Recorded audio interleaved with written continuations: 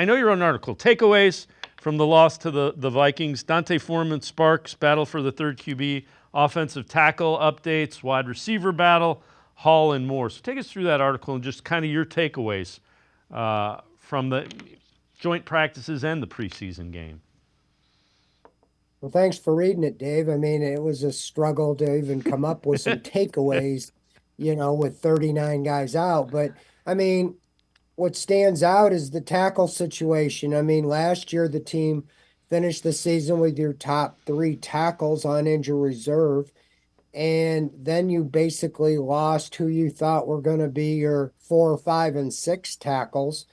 We know Hudson for some time, and we know Adina J, he was put on IR today. So I think Jermaine Afidi, he's going to be able to play. But you're really down your top five tackles on your projected depth chart.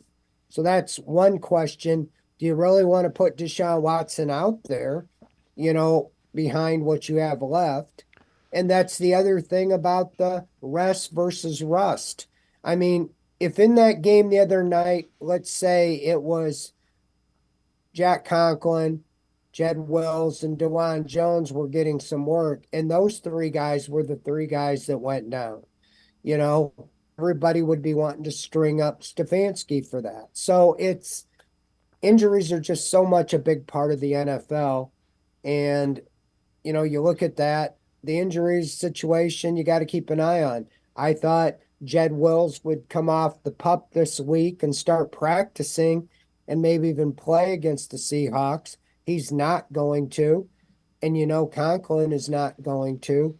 So you have DeJuan Jones and you have Jermaine Afidi, probably at left tackle. He started last week. So that's your situation. Not much depth beyond there.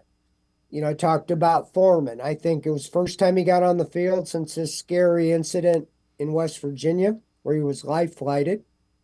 I thought he showed that he could be that power goal line back, kind of what Kareem Hunt did last year.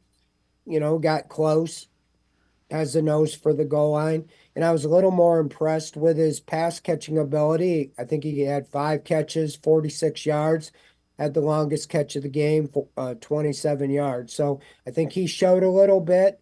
And I think he, along with Jerome Ford, you know, show that they can hold down the fort if Nick Chubb or until Nick Chubb's back carrying the load.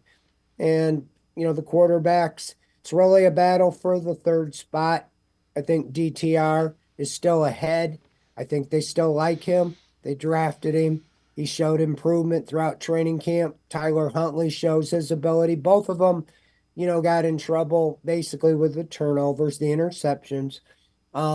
Couldn't blame them on all of them. I think DTR threw one a little behind a receiver, but it went off his hands and it was intercepted in the red zone, took away a score. And Huntley, he had a bad throw that took away an opportunity in the red zone. And he also had one go off somebody's hands. So, you know, I think ultimately, barring Winston and Watson are still healthy going into the season, along with DTR, they will try to trade Tyler Huntley, similar to what they did with Josh Dobbs. Look around for a team that's looking for a backup quarterback and see if they can turn him into a low draft pick.